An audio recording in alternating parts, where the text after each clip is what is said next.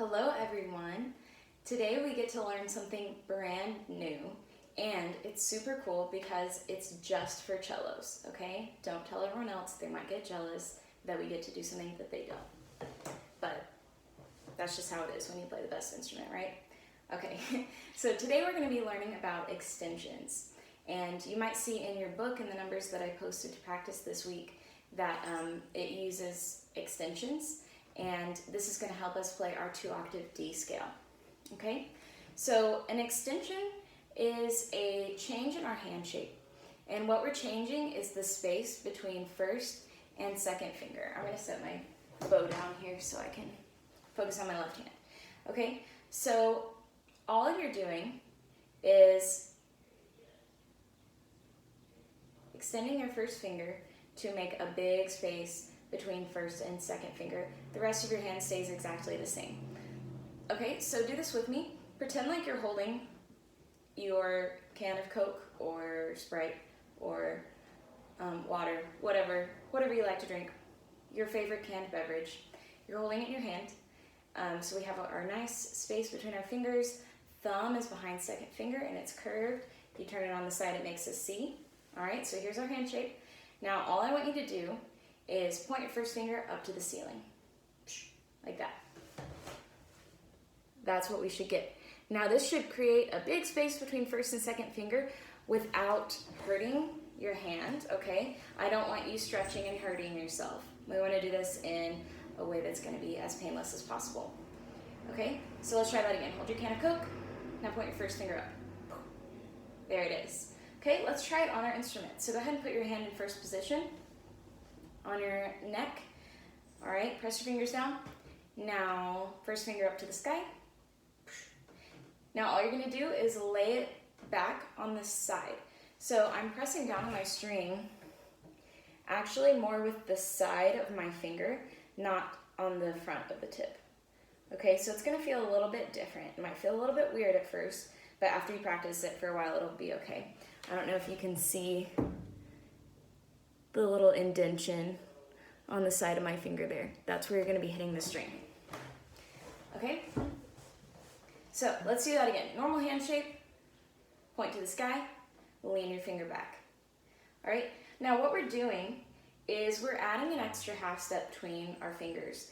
Normally on cello, we have a half step between each finger. 1 to 2, 2 to 3, 3 to 4, they're all even half steps. Now when we add another half step between first and second finger, that makes this a whole step. Now, why would you want to do this, you might ask?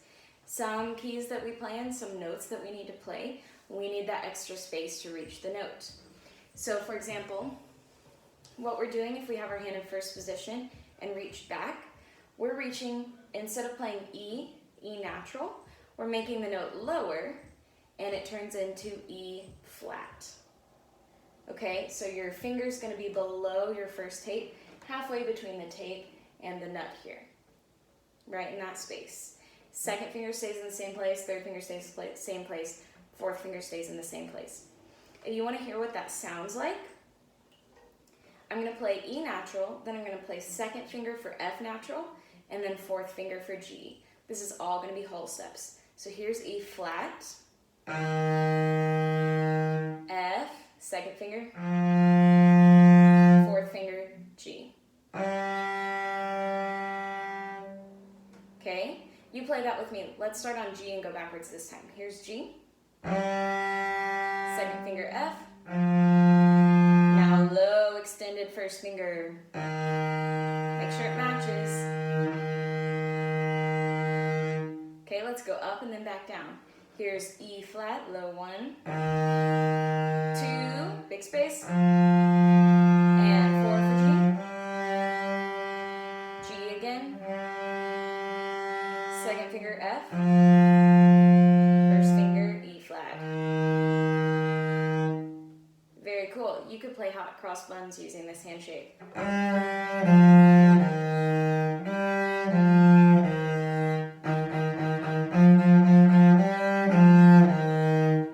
So if you want to practice that on your own, go for it. All right, so when we're in first position and we reach our hand back, we call that a backwards extension. because we're lowering the note, we're reaching back. Now we can also do a forward extension. Our hand shape is gonna look the same, but what's happening is our whole hand is going up a half step. When I say up, I mean towards the bridge. Okay, up is down in cello world. Up a half step, and first finger is actually gonna stay on your first tape. So my whole hand, including my thumb, I don't know how you can see me the best. My whole hand, including my thumb, is going forward, but my first finger is staying back here. See if you can practice that a few times. Forward and back. Notice I'm releasing my thumb and moving it with my second finger every time. You can even try doing this, shift up a half step, then reach your first finger back. Okay? It's kind of like a little spider crawling. So practice this with me. Forward, back, forward, release your thumb, make sure your thumb's behind second finger, back, forward, back, forward, back. Okay? So that's gonna put first finger on your first tape, second finger on your second tape instead of third finger, and then third finger is on your fourth tape, but we're not gonna play it right now. And then fourth finger is actually above your fourth tape. It's gonna be halfway between your fourth tape and then your fifth tape if you have one up here in fourth position. So this is still on the D string. Sorry. Now first finger is gonna be on E, second finger is gonna be on F sharp. We're not playing third finger right now. Fourth finger is gonna be on a new note called G sharp. All right, let's play that together. Here's first finger E, second finger F sharp, fourth finger G sharp. Same thing, you could play hot cross buns doing this.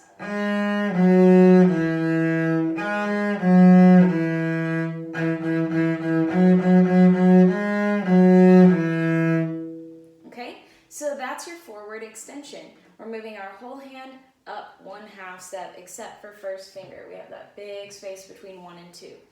This comes in handy a lot because we need it to play the notes F sharp on the C string and C sharp on the G string. So you've learned the notes F sharp and C sharp before, but not on these strings, and that's because we need an extension. So in my next video, I'll go over the 2-octave D major scale, and that's going to be using your new extensions. So in the meantime, do some practice just by moving your hand back and forth, watching your hand shape, walk around the house going like this, and people are going to think you're weird, and you'll say, mind your own business, I'm practicing my instrument. Or you can be nice about it, don't be mean to your family. Or at least don't tell them that I told you to, okay? So practice your extensions, and then in the next video we'll learn how to do our 2-octave D major scale. All right? Thanks guys, I'll see you next time.